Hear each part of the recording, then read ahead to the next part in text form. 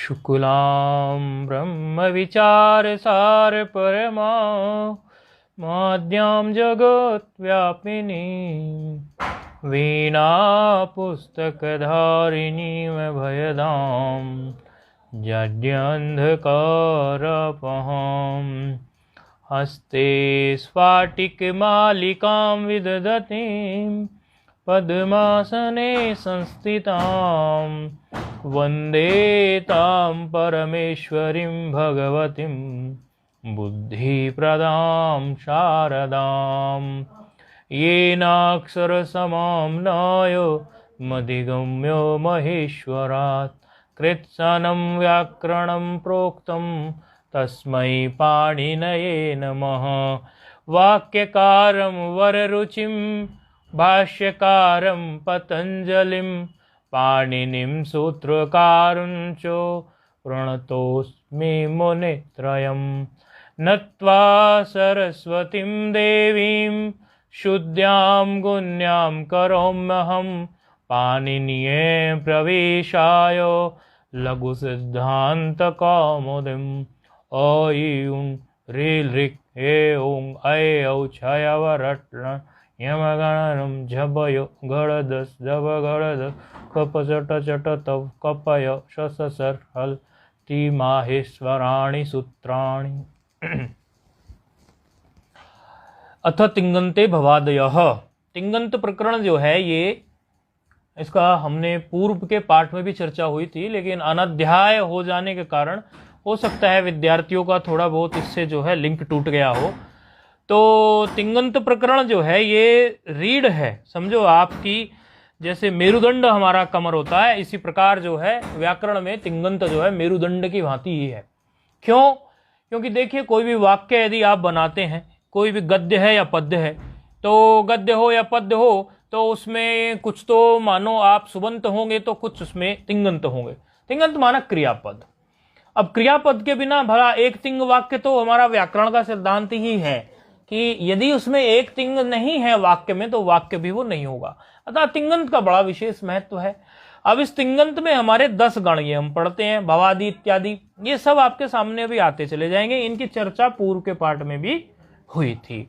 अब तिङन्त में जो ये भवादीय है, भवादी को भवादय कहा है ना, भवादी गण है 10 गण, ये पूर्व के पाठ में आपको चर्चा कर दी थी और इसकी भूमिका जमा दी गई थी थोड़ी, ताकि जो अगला जो पाठ चले उस पाठ में हम सूत्रों को लेके चल सके। लट लिट लुट लिट लेट लोट लंग लिंग लुंग लिंग, ये जो 10 लकार हैं, येषु पंचमो लकारश्च छंदो मात्र गोचरः।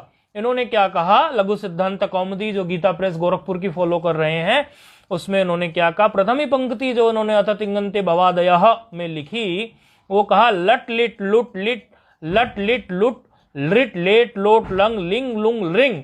ये जो है 5 लकार हैं और इन 5 लकारों में ये जो 10 लकार हैं, इन 10 लकारों में जो 5वां जो लकार है, 5वां कौन सा बनेगा, लट प्रथम लिट दूसरा, क्रम से जो इन्होंने लघु सिद्धांत कौमुदी में जो क्रम यहां दिया हुआ है उसी क्रम की बात यहां कर रहे हैं। जो लट लिट लुट लिट के बाद जो लेट जो पंचम लकार है, ये पंचम लकार कहते हैं कि ये वेद में प्रयुक्त होता है। छंद मात्र गोचर, छंदो मात्र गोचर, छंद माना वेद के लिए, ये तो वेद में प्रयुक्त होगा। अतः इसकी अभी कोई चर्चा लघु सिद्धांत कौमुदी में हम नहीं करेंगे।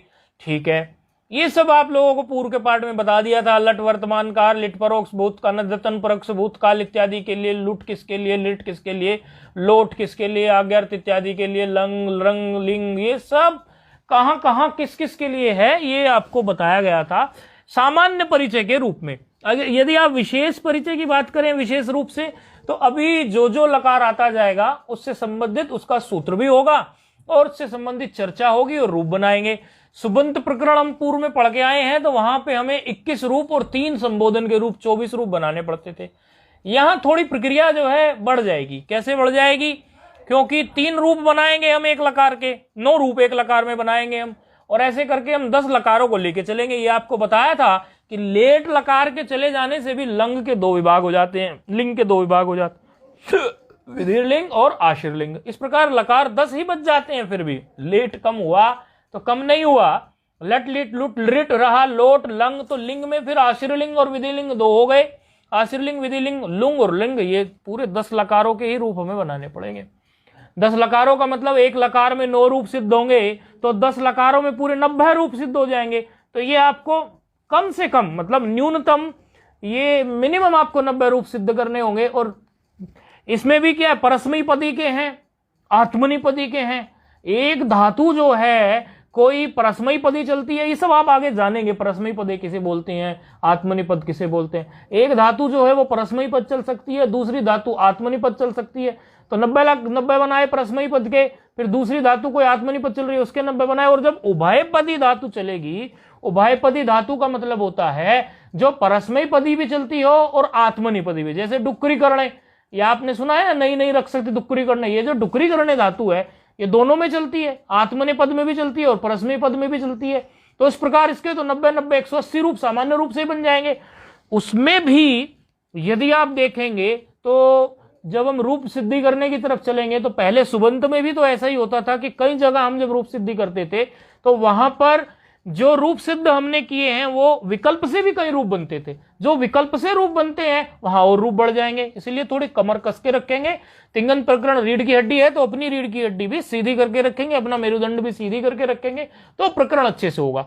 और ये बात आप अच्छे से जानते हैं कि जब भी कोई प्रकरण की शुरुआत हो रही होती है तो वहां पर जो प्रथम प्रकरण जो होता है उसको आप जितने अधिक तत्परता से रूप सिद्धि करेंगे, आगे के प्रकरण जो है आसान होते चले जाएंगे। इसी प्रकार जैसे 10 गण हम पढ़ेंगे, भवादि के बाद अदादि आदि, तो ये जो गण हैं इनमें भवादि जो है प्रथम जो है, अथ तिंगंते भवादयः जो हमने बोला, ये जो भवादि गण जो है इसको जितने अच्छे से आप तैयार करेंगे, आगे के जो गण हैं आपके और अच्छे से तैयार हो जाएंगे। बाकी जो जो भी हमें जरूरत लगेगा अधिक अधिक उस पर प्रकाश डालने का, तो हम उस पर अधिक प्रकाश डालते जाएंगे। आप चिंता रहित रहें, बस आराम से जितना रोज पढ़ाएं उसको आप हृदयंगम कर लें, पढ़ लें, उसके रूप सिद्ध कर लें।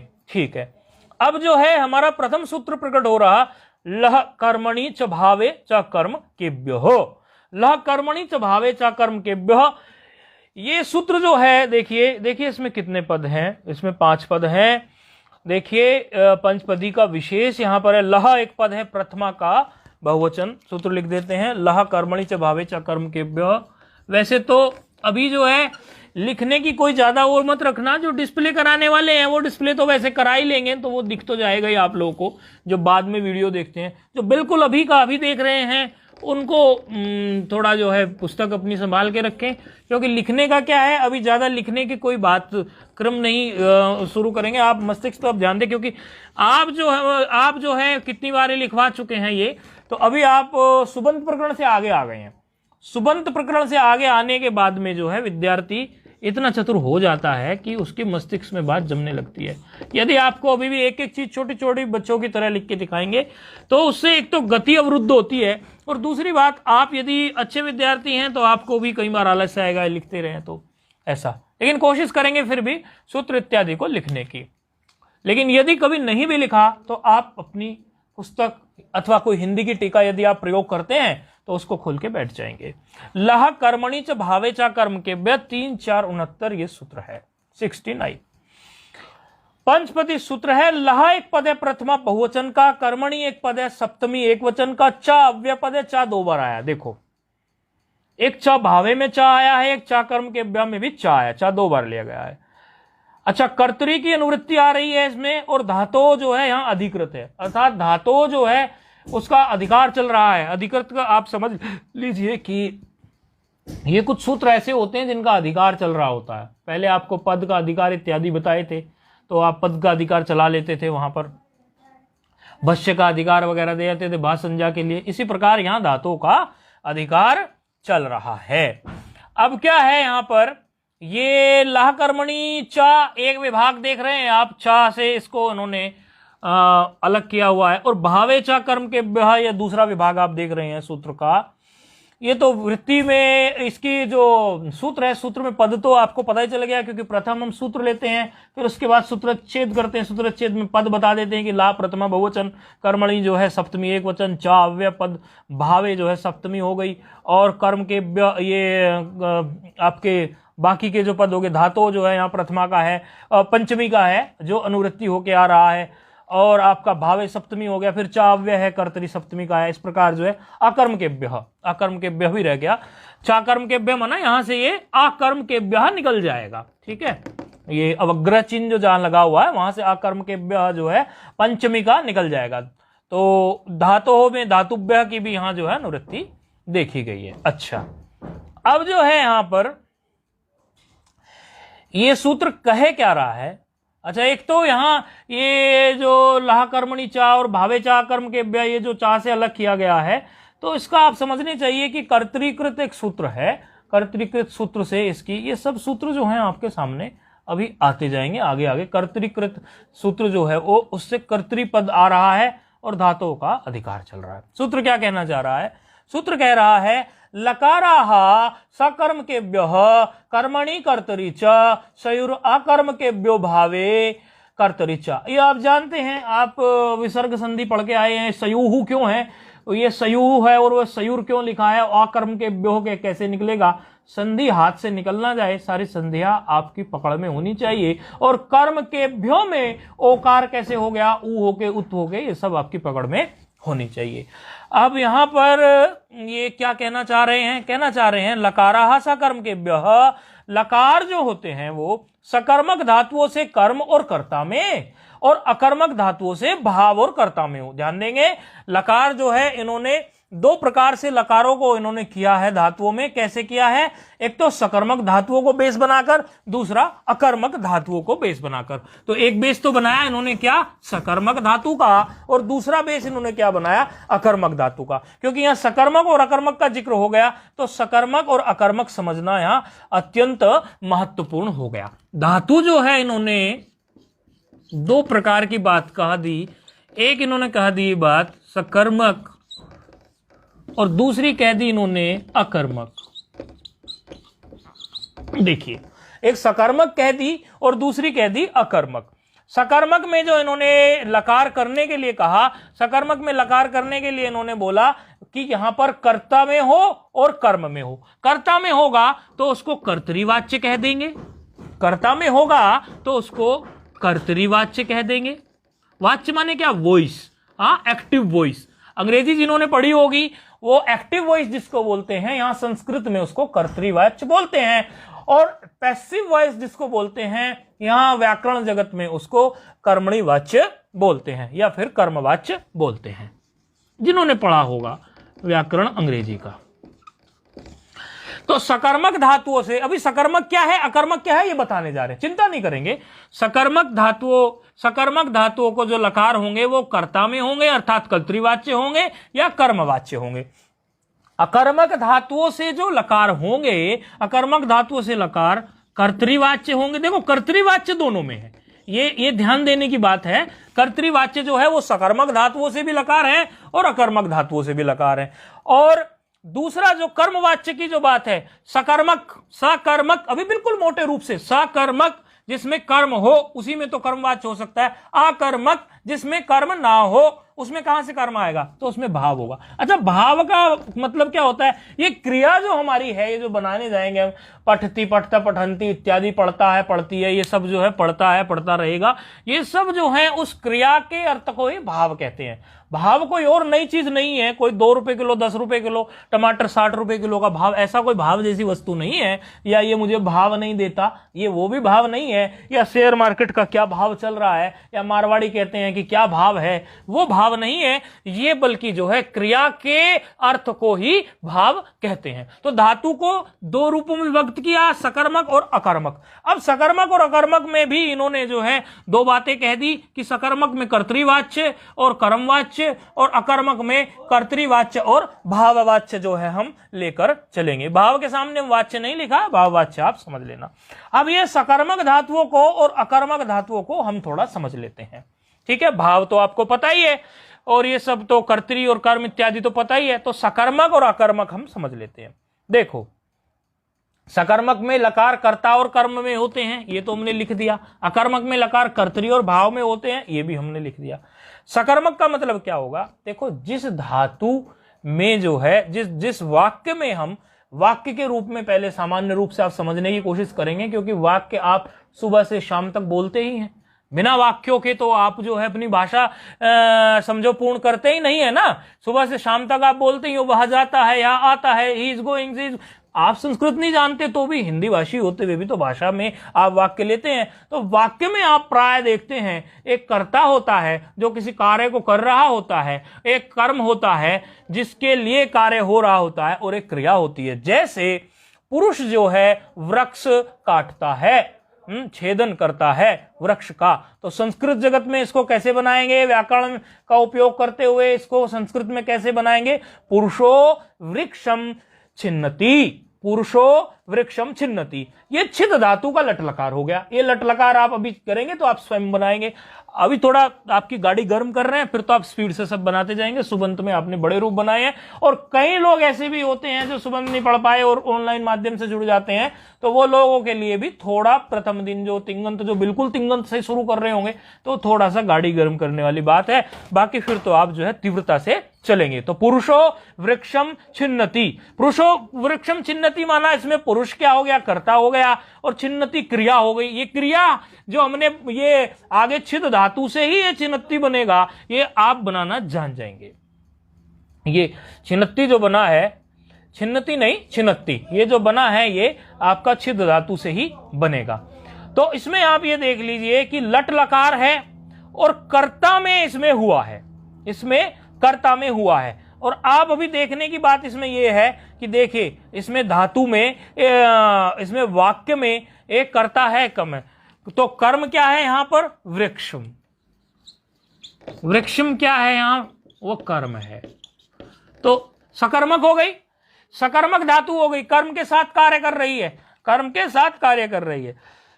क्यों, छिद धातु जो है यहां पर वो सकर्मक धातु कहलाएगी, नहीं तो उसमें कर्म होता ही नहीं ना। यदि ये धातु वही छीलता किसको है, छेदन किसका करता है, इस प्रकार यदि आप प्रश्न करेंगे कि छेदन किसका करता है, किसको करता है, तो उत्तर क्या आएगा, वृक्ष को, वृक्ष का, इस प्रकार उत्तर निकल के आएगा। तो स्पष्ट रूप से आपको पता चल गया कि ये जो क्रिया है ये कर्म वाली है, सकर्मक है। ये धातु जो है ये सकर्मक है, इसमें जो है उत्तर इसी प्रकार निकल के आ रहा है हमारा। अभी टेक्निकल वर्ड्स के साथ भी बताएंगे, लेकिन अभी पहले सामान्य भाषा में बता रहे हैं, फिर टेक्निकल भाषा में भी बताएंगे, अर्थात जो व्याकरण की भाषा है उसमें भी बताएंगे, फल व्यापार इत्यादि का जिक्र भी करेंगे, अच्छी तरह से समझाएंगे। अच्छा, उत्तर क्या निकल के आया जब बोले कि वृक्ष को छीनता, वृक्ष को छेदता है, वृक्ष को काटता है, इस प्रकार आया उत्तर निकल के। और यदि हम इसमें कुछ इस प्रकार कह दें कि राम सोता है, अब इसमें बताओ आप, राम सोता है तो राम के सोने में अब अलग से कोई कर्म निकल के नहीं आएगा, या देवदत्त सोता है, ऐसा अलग से कोई इसमें कर्म निकल के नहीं आएगा। तो इस प्रकार जब कोई अलग से कोई कर्म निकल के नहीं आया, अर्थात उस क्रिया का किसी कर्म के साथ कोई गठजोड़ बैठता ही नहीं है, तो इस प्रकार से वो अकर्मक धातु हो जाती है। अब चलते हैं थोड़ा टेक्निकल शब्दों की तरफ। ये तो बिल्कुल समझो, बिल्कुल जिनको पता ही नहीं कुछ, उनके हिसाब से हमने बता दिया। अब चलते हैं, देखो दो चीजें होती हैं, फल और व्यापार। व्याकरण जगत के दृष्टि से अभी सुन लेंगे, फल और व्यापार। फल और व्यापार का मतलब क्या होता है, देखिए जैसे आप चावल पकाते हैं, मतलब आप जो है चावल लेते हैं, चावल कैसा होता है, कड़ा कड़ा होता है, उसको आप कुछ देर के लिए भिगोते हैं, भिगोने के बाद में आप उसको फिर आंच जलाते हैं, फिर चूल्हे पे रखते हैं, अपनी पतीली इत्यादि में, आजकल गैस स्टोव पे रखते हैं, और उसको फिर हिलाते हैं, थोड़ी देर में वो बन के तैयार हो जाता है, भात बन जाता है। कुछ लोग चावल को ही चावल बोलते हैं, बने हुए को भी चावल ही बोलते हैं, जो तैयार हो चुका, पक चुका, उसको भी चावल बोलते हैं, और जो पका नहीं है उसको भी चावल बोलते हैं। लेकिन पके हुए को आप यहां भात समझ लें, ताकि आप इस बात को पकड़ पाएं। अब यहां जो है, जो चावल पक गया वो ढीला ढीला सा हो जाता है, पहले सख्त सख्त सा होता है, फिर ढीला हो जाता है, नरम नरम सा हो जाता है। तो ये जो चावल हमने पकाया, इसमें देखो क्या क्या हुआ है। सर्वप्रथम जो है हमने चावल लिया, चावल लेके चूल्हा इत्यादि जलाया, उस पर रखा, और फिर बाद में जो है वह चावल पककर तैयार हो गया। तो इसमें जो ये क्रियाएं हमारी, हमने छोटी छोटी क्रियाएं की, चावल लिया, चावल को धोया, चावल को धोने के बाद हमने पतीली में रखा, स्टोव पे रखा, बार बार हिलाया, ये जो छोटी छोटी क्रियाओं का समूह हमारा चावल को पकाने के लिए हुआ। फाइनल रिजल्ट क्या है, चावल पककर तैयार हो गया। तो जो फाइनल रिजल्ट निकल के आया, पकना, उसको तो बोलते हैं फल। जो फाइनली पककर आ गया, यानी विकलिति, संस्कृत में क्या बोलेंगे, विकलिति, उसका ढीला हो जाना, चावल का पक जाना, वो जो फाइनल पकना जो रिजल्ट आया उसको तो बोलते हैं फल। और जो ये छोटी छोटी क्रियाएं हुई, जैसे चावल को धोया भी है, पतीली में रखा भी है, गैस स्टोव जलाया भी है, उसको हिलाया भी है, ऐसे करके ये जो छोटी छोटी पकने के पूर्व में जितनी भी हमने क्रियाएं की, वो सारी क्रियाओं के समूह को बोलते हैं व्यापार। तो दो बातें हो गई, एक हो गया व्यापार, एक हो गया फल। किसी चावल को पकाने के लिए पहले व्यापार करेंगे तभी तो फल निकल के आएगा भाई। पहले, और सामान्य भाषा से भी देखो, पहले कुछ व्यापार ही करेंगे तभी तो किसी चीज का फल निकल के आएगा। तो दो चीजें हो गई, व्यापार और फल। अब आप इसमें यह बात समझे व्यापार और फल में कि जब हम चावल को पकाने जा रहे हैं, चावल को पकाने के समय पर यहां पर क्या हुआ है, पका कौन रहा है चावल को, ये जो व्यापार जो कर रहा है पकाने का, ये पूरा व्यापार है कि नहीं है। प्रथम उसका करने से लेकर, चावल धोने से लेकर, चावल लेने से लेकर और उसके पकने तक, पकने के बाद जो तैयार हो गया वो तो फल हो गया, लेकिन फल के पूर्व तक जो हो रहा है वो व्यापार कोई कर रहा है कि नहीं कर रहा है, अर्थात व्यापार कोई और कर रहा है। और जो पक के तैयार हो गया, क्या वो भी वही है जो जिसने व्यापार किया, वो तो वो नहीं है भाई। देवदत्त चावल पका रहा है, लेकिन देवदत्त चावल तो नहीं है पका हुआ चावल तो भिन्न है, पका हुआ चावल भिन्न है और देवदत्त भिन्न है। अर्थात व्यापार करने वाला देवदत्त है, लेकिन पकने वाला चावल है। अब ये बात हमने क्यों कही यहां पर, क्योंकि इस बात से आप समझो कि व्यापार का आश्रय कौन है। व्यापार किस पे डिपेंडेंट है, आश्रय माना किस पर डिपेंडेंट है, व्यापार जो डिपेंडेंट है वह है कर्ता पर, अर्थात जो सारे कार्य कर रहा है देवदत्त पर। तो व्यापार का आश्रय कौन है, देवदत्त। और व्यापार का आश्रय होने के बाद में जो तैयार हो गया चावल तैयार होने के बाद में जो पककर तैयार हुआ है, तो पका हुआपन किसके अंदर है, चावल के अंदर, भात के अंदर। तो वो पकने का जो फल है, फल जो है उसका आश्रय कौन है, फल का आश्रय है कौन, चावल। तो दो बात हो गई, व्यापार का आश्रय कौन है, देवदत्त, कर्ता, करने वाला, व्यापार करने वाला, और पकने का आश्रय कौन है, चावल। ठीक है, तो फल और व्यापार दो बातें बताई। अब यहां से हम सकर्मक और अकर्मक की टेक्निकल जो है एक परिभाषा निकाल के लाएंगे, एक लक्षण निकाल के लाएंगे। ठीक है, अब यहां पर एक तो उदाहरण ले लिया हमने वृक्ष को छेदने का। अब जैसे वृक्ष को छेदने का हमने उदाहरण ले लिया, तो वृक्ष को छेदने में क्या हुआ, चावल का हो गया, अब वृक्ष को छेदन का ले लेते हैं। वृक्ष का जो छेदन हो रहा है, वृक्ष की जो कटाई हो रही है, उस वृक्ष की कटाई में क्या हुआ, देवदत्त जो है अथवा कोई पुरुष जो है वो वृक्ष को काटता है। काटने के लिए उसको पूरा व्यापार करना पड़ता है कि नहीं करता है। पहले जो कट के तैयार हो गया वो एक अलग चीज है, लेकिन काटने के लिए भी तो उसको फिर कुछ व्यापार करना पड़ता है कि नहीं करना पड़ता है। तो वो एक बात हो गई। और जो समझो आप काटने के बाद फिर जो कटा हुआ जो हो गया, कट के आ गया, वो एक फल, वो एक अलग है, कटा हुआ एक फल है। यदि ये वृक्ष से समझ में नहीं आया आपको, तो इसको आप भले चावल से ही शुरुआती तौर में बैठा लेंगे। जैसे ये तो हमने एक उदाहरण दिया था, अभी चावल को लेके उदाहरण रखते हैं, दोनों उदाहरण हम चावल को लेके रखते हैं, ये शुरुआती विद्यार्थियों के लिए ज्यादा आसान पड़ेगा, बाद में तो आप सब पकड़ने लगोगे। चावल का जो है, अभी हमने उदाहरण वो लिया जिस उदाहरण में व्यापार है और व्यापार के साथ साथ जो है फल है। और व्यापार हमारा जो है वो कर्ता में है, अर्थात व्यापार का मतलब ये छोटी छोटी क्रियाएं जो की गई है, पतीली रखना, ये सब बनाना, इस व्यापार का आश्रय जो है वो कर्ता है, जो करने वाला है ना, इसको सारे काम को, वही उसका आश्रय है, वही तो कर रहा है, उसी में तो है वो कर्म। और जो फल जो प्राप्त हुआ उसका आश्रय जो है चावल है। तो ये दोनों चीजें जो है अलग अलग में है, आश्रय दोनों का अलग अलग है, अर्थात फल का आश्रय जो है वो अलग में है और जो व्यापार का आश्रय है वो अलग किसी में है। तो इस प्रकार जो है, यदि फल का और व्यापार का आश्रय अलग अलग किसी में हो जाए, तो इस प्रकार जो हम कहेंगे धातु का, फिर हम क्या निकालेंगे, फिर सकर्मक और अकर्मक का लक्षण करने जा रहे हैं। यदि फल का और व्यापार का आश्रय अलग अलग हो तो उसको सकर्मक बोलते हैं, अर्थात उसको सकर्मक बोलते हैं। फल और व्यापार में यदि व्यधिकरण हो जाए, एक होता है समानाधिकरण, एक होता है व्यधिकरण। समानाधिकरण मतलब दोनों का आश्रय एक ही हो, समान ही अधिकरण हो जिनका, उनको बोलेंगे समानाधिकरण।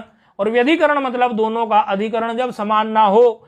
तो जब दोनों का अधिकरण समान नहीं है अर्थात आश्रय समान नहीं है, व्यधिकरण है, तो ऐसी स्थिति में क्या हो गया, वो सकर्मकत्वम। क्या हो गया लक्षण, देख लेंगे।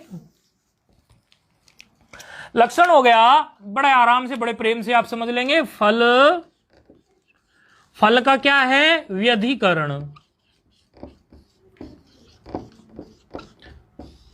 फल का क्या है, व्यधिकरण। किसके साथ, व्यापार के साथ।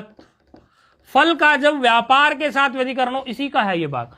फल का जब व्यापार के साथ व्यधिकरण कहा जाए, कहने के लिए क्या लिख देंगे, वाचकत्वम। लक्षण बना रहे हैं, ध्यान देना, लक्षण बनाना कोई कठिन नहीं है, आप समझें इसको, बड़ा आसान है। आपको इसको कंठस्थ करने में कोई मेहनत नहीं लगेगी यदि आपको समझ में आ गया। फल व्यधिकरण व्यापार, यानी फल का और व्यापार का दोनों का बेस जो है, दोनों का जो आश्रय है वो जब भिन्न है, तो इस प्रकार के क्या कहेंगे इसको, सकर्मकत्वम, यानी वो सकर्मक होगी।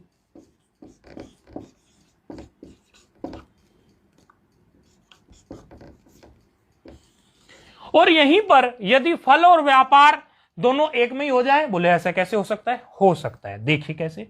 देवदत्त यदि सो रहा है, अब बताओ, देवदत्त सोने की क्रिया भी कर रहा है, सोने के लिए गद्दा, तकिया, कंबल, एसी सब कुछ लगा रहा है, यानी ये जो सोने से पूर्व की जो सारी क्रिया है वो सब भी देवदत्त ही कर रहा है। अर्थात सोने के लिए जो व्यापार है, हाँ, वह भी देवदत्त ही कर रहा है। और सोने के बाद जो उसको सोने से विश्रांति, आनंद, आराम जो मिल रहा है, वो भी देवदत्त को ही मिल रहा है।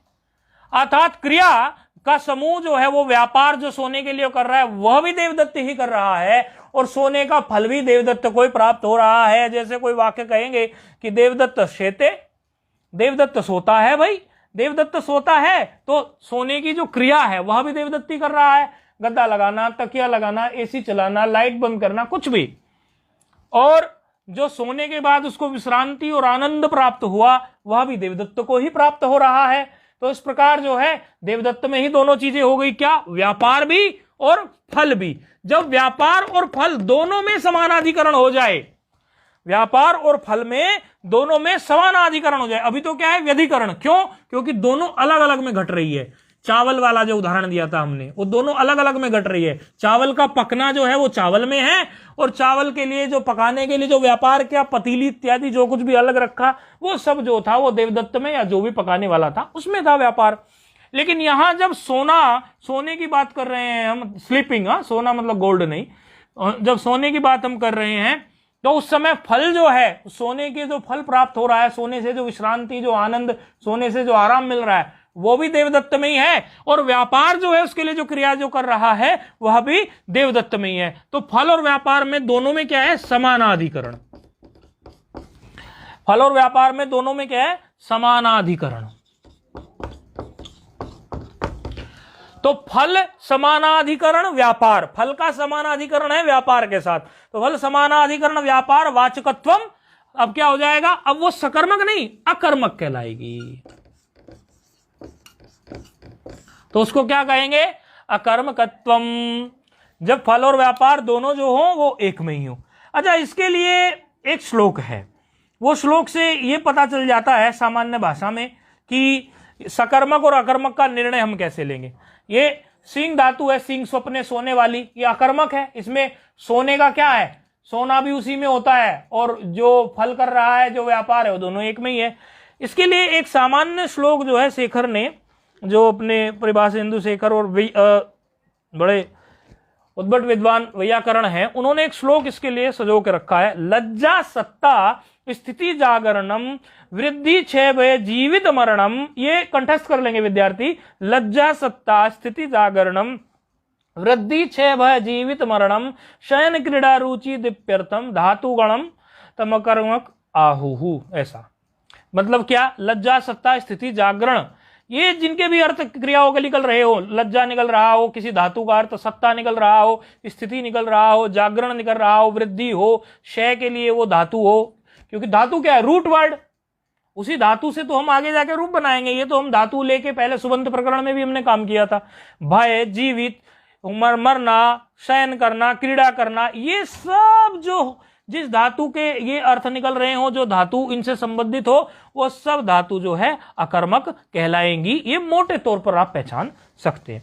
दूसरा एक और भी कहते हैं, कई टीकाकार इस बात को भी लिखा करते हैं मोटे तौर पर समझाने के लिए कि देखो, जिसमें को ना लग सके, जिसका उत्तर निकालने के लिए को ना लग सके, वो अकर्मक होती है।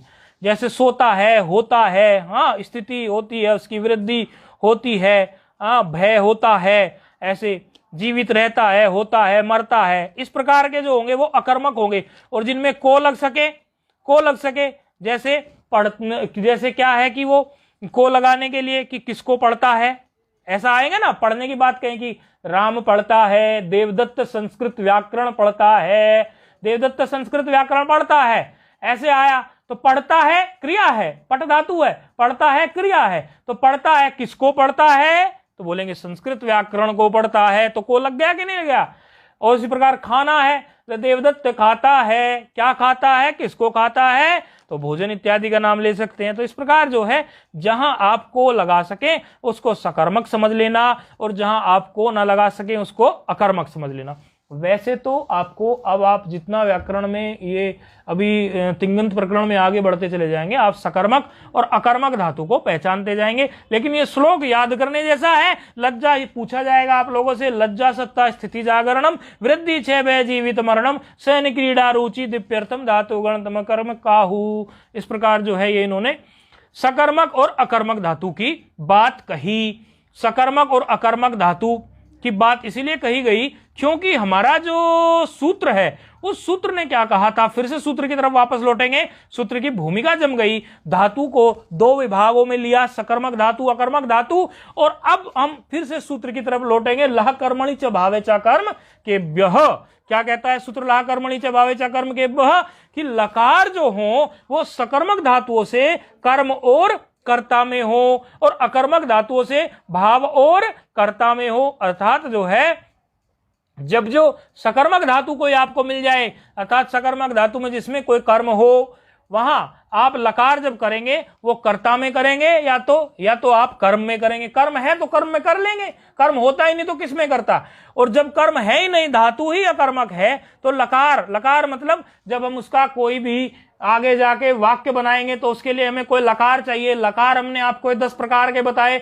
आपको वर्तमान काल बोलना है तो लट लकार, कोई भूतकाल में अनद्यतन भूतकाल में कोई परोक्ष में बात ले जानी है तो लिट लकार। इस प्रकार ये जो काल में आप बनाएंगे तो उसमें सकर्मक और अकर्मक धातुओं का भी जिक्र आएगा। और सकर्मक और अकर्मक धातुओं की जो भूमिका हमने आपको बताई वो तो आपने समझ ली, लेकिन लकार सकर्मक धातुओं में कर्म में और कर्ता में हो, और अकर्मक धातुओं में भाव और कर्ता में हो, वह जो बात कहता है वह कहता है लह कर्मणि च भावे चा कर्म केभ्यः सूत्र। अब इसका कोई उदाहरण हम छोटा मोटा यदि उठा लें कि किस प्रकार जो है ये समझो, आप बोले कि कर्ता में लकार करो, कर्तृवाच्य, और कर्म में लकार करो। ये बात समझनी भी जरूरी हो गई कि कर्ता में लकार करने का मतलब क्या है, और कर्म में लकार अर्थात कर्तृवाच्य किस प्रकार बनेगा। कोई भी वाक्य जो है, सेंटेंस कंस्ट्रक्शन जब हम करें, वाक्य निर्माण जब हम करें, तो वो कर्तृवाच्य वाक्य कैसे बनेगा और वो कर्मवाच्य वाक्य कैसे बनेगा। जैसे उदाहरण के तौर पर हम कहेंगे कि पुरुष जो है, कोई भी एक पुरुष जो है वो वृक्ष को काटता है। कोई भी पुरुष जो है वो वृक्ष को काटता है।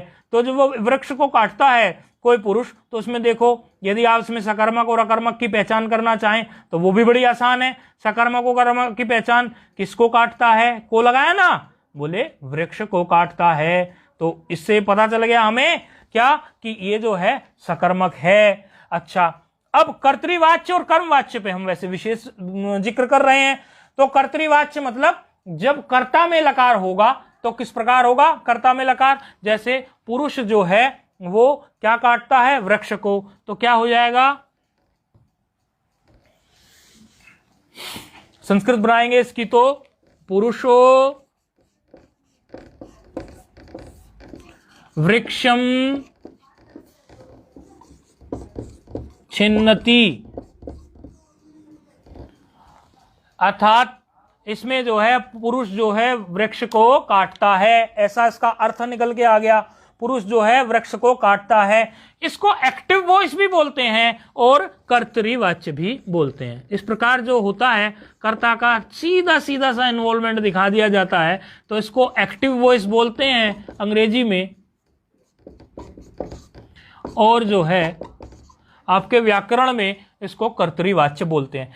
इसी वाक्य को यदि हम कर्मवाच्य में बनाना चाहें तो बस इसमें थोड़ा सा इसको घुमाना पड़ेगा पैसिव वॉइस में। आप लोग जो पहले समझे इंग्लिश की ग्रामर जानते हैं वो लोग इसको पहले से बहुत अच्छा कैच करेंगे, नहीं तो अभी भी देखेंगे तो इसी में वो कर सकते हैं, कोई ऐसी बात नहीं। ऐसा कह सकते हैं कि पुरुष के द्वारा वृक्ष काटा जाता है। यहां कहा हमने बिल्कुल सीधे सीधे एक्टिव, एकदम एक्टिव होके पुरुष वृक्ष को काटता है।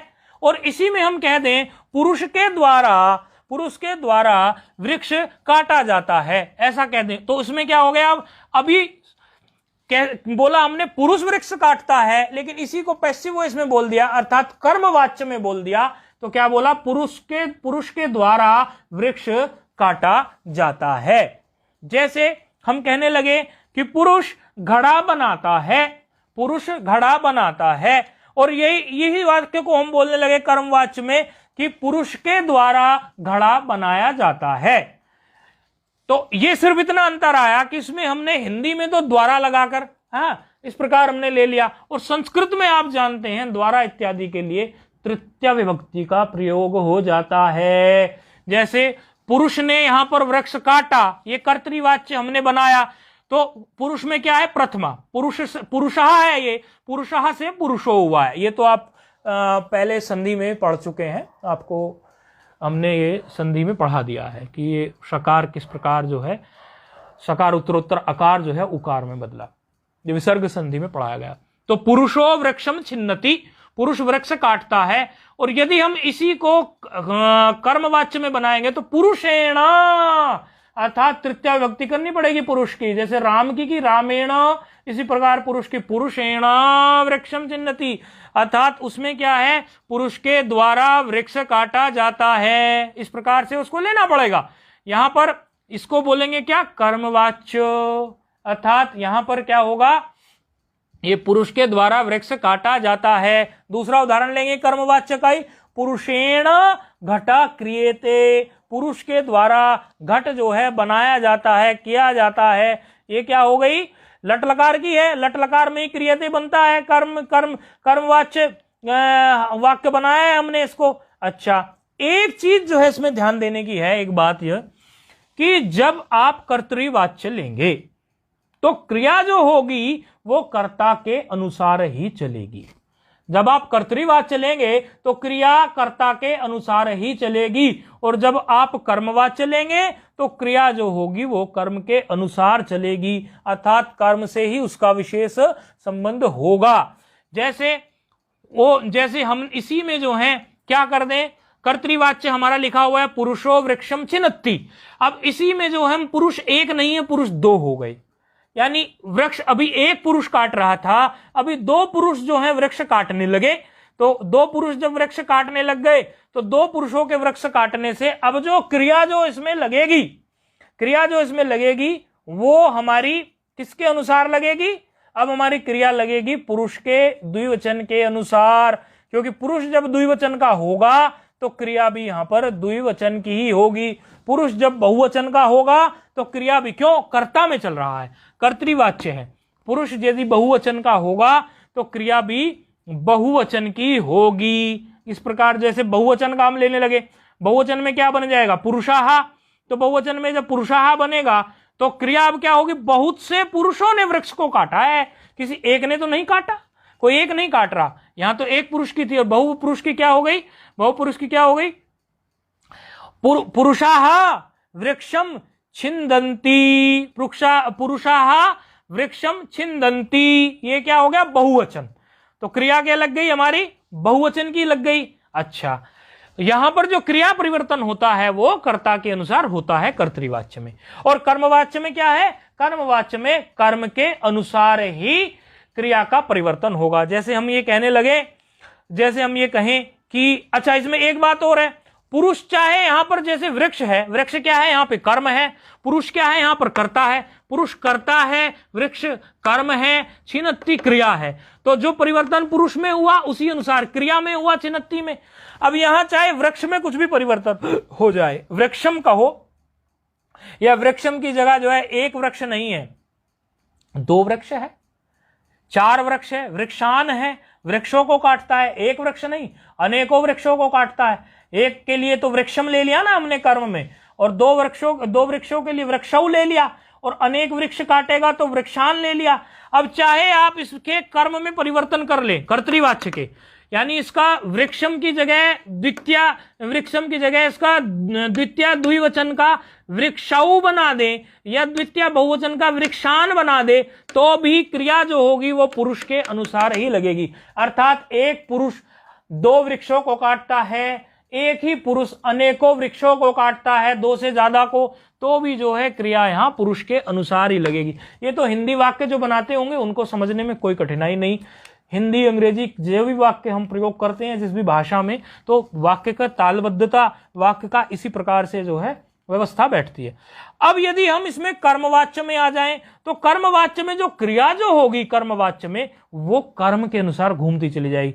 जैसे घट का हमने उदाहरण लिया, पुरुषेण घटः क्रियते, पुरुष के द्वारा घट बनाया जाता है, तो पुरुष के द्वारा घट बनाया जा रहा है। घटा यहां पे जो है एक वृक्ष एक घट है, एक घड़ा है, एक घड़े के लिए घटा प्रयोग कर दिया, और एक ही पुरुष के द्वारा यदि दो घट बनाए जा रहे हैं तो पुरुषेण घटौ क्रियते, देखो द्विवचन आ गया, घट की जगह घटौ आ गया द्विवचन, तो दो घट बनाए तो घटौ क्रियते आ गया। यहां पर क्रिया जो है क्रियते जो है, चूंकि ये द्विवचन है घटौ, तो यहां क्रियते क्रिया भी जो है द्विवचन की ही आ गई, समझे। और दूसरा अगर एक और उदाहरण ले, पुरुषेण, पुरुषेण एक बिल्कुल वही का वही रहा, पुरुषेण जो है तृतीय विभक्ति एक वचन ही रहा, उसमें कोई परिवर्तन नहीं, कर्मवाच्य की बात चल रही है अभी। ये पुरुषेण घटौ क्रियते, ये द्विवचन का हो गया जब इसका कर्म, तो क्रिया भी द्विवचन की लग गई। और पुरुषेण घटाहा, घटाहा क्या हो गया बहुवचन, जब बहुवचन का हो गया तो क्रिया जो है क्रियन्ते बहुवचन की ही लग गई। इस प्रकार जो है यदि हम कर्मवाच्य बनाएंगे तो कर्मवाच्य में क्रिया जो होगी वो कर्म के अनुसार ही चलेगी, वचन उसका। और यदि हम उसको कर्तृवाच्य में वाक्य बनाएंगे तो कर्तृवाच्य में उसकी क्रिया कर्ता के अनुसार ही चलेगी, भले ही कर्ता में कितना भी परिवर्तन आ जाए। जैसे वहां पर आपने कहा क्या कि पुरुषेण घटौ क्रियते, पुरुषेण घटौ क्रियते, तो इस प्रकार इसमें क्या हुआ, दो घट हो गए, तो दो घट में हो जाने से क्रिया जो है दो ही घटों के अनुसार जो है बहुवचन में लग, द्विवचन में लग गई। तो इस प्रकार जो है ये इसमें लगते हैं। अच्छा, अगर इसी का आप और इस पर विचार करने लगे तो इसी में आप ये देखेंगे कि यदि हम कर्ता में कर रहे हैं, कर्ता में कर रहे हैं, तो क्रिया हमारी कर्ता के अनुसार ही बनेगी, न कि हमारी कर्म के अनुसार क्रिया बनेगी। अर्थात जो हमारा कर्ता होगा उसी कर्ता के वचन के बदलने के साथ ही हमारा जो है क्रिया का वचन बदल जाएगा। जैसे यदि आप जो है समझो कर्ता को बदल के देख लें, अभी आपने पुरुषेण किया था, अब जो है पुरुषेण आपने किया तो वो क्या था, एक वचन था तृतीया का। अब आप कर्मवाच्य, कर्मवाच्य की बात अभी है, कर्मवाच्य में ही तृतीया का आप जो है समझो द्विवचन कर लो, बहुवचन करके देख लो। तृतीया का द्विवचन करने के लिए क्या है, पुरुष शब्द का तृतीया द्विवचन क्या बनेगा, पुरुषाभ्याम। तो पुरुषाभ्याम जब आप बनाएंगे, पुरुषाभ्याम घटः क्रियते, यहां भी क्रियते जो है वो पुरुषाभ्याम के द्विवचन होने से बदली नहीं, घटः जो कर्म है चूंकि वो एक वचन है उसी के अनुसार क्रियते रहा।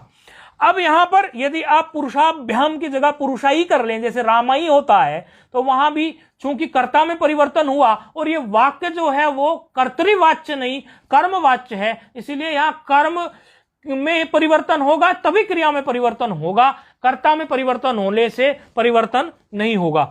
यदि हम बहुवचन ले लें तृतीया का, पुरुषई, पुरुषैर घटः क्रियते, वहां भी जो है वही क्रियते ही रहा।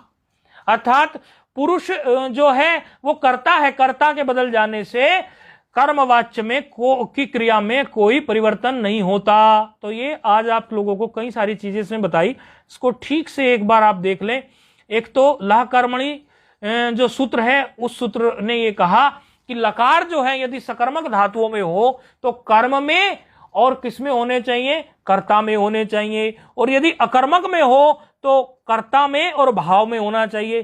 फिर वहीं से क्रम शुरू हुआ हमारा कि सकर्मक और अकर्मक क्या होता है। फिर सकर्मक और अकर्मक को हमने समझ लिया। सकर्मक और अकर्मक के बाद फिर वहां से कर्मणी और कर्तरी में जो कर्तरीवाच्य और कर्मवाच्य जो होता था वो आपको बता दिया, कर्तरीवाच्य और कर्मवाच्य किस प्रकार बनाते हैं। और कर्ता में जब लकार हो अर्थात कर्तरीवाच्य जब कहा जाए तो कर्तरीवाच्य के समय पर क्रिया जो है वो कर्ता के अनुसार ही बदलती है, कर्म के अनुसार नहीं बदलती। और जब कर्मवाच्य हो तो क्रिया जो हो वो कर्म के अनुसार बदलेगी, कर्ता के अनुसार नहीं बदलेगी। ये कुछ बातें आपको बताई। अब जो है ये तो बात की हमने इस प्रकार जो है कर्ता किसके अनुसार चलेगा और लकार जो है वो लकार जो है वो सकर्मक जो होंगे वो कैसे होंगे और अकर्मक में होंगे तो कैसे होंगे, ये आपको बताए। अब सर्वप्रथम जो है, अब आपका सर्वप्रथम लकार जो अभी शुरू होने जा रहा है उसको अग्रिम पार्ट में देख लेते हैं। आज ये तैयार आप लोग कर लें। ओम पूर्णमदः पूर्ण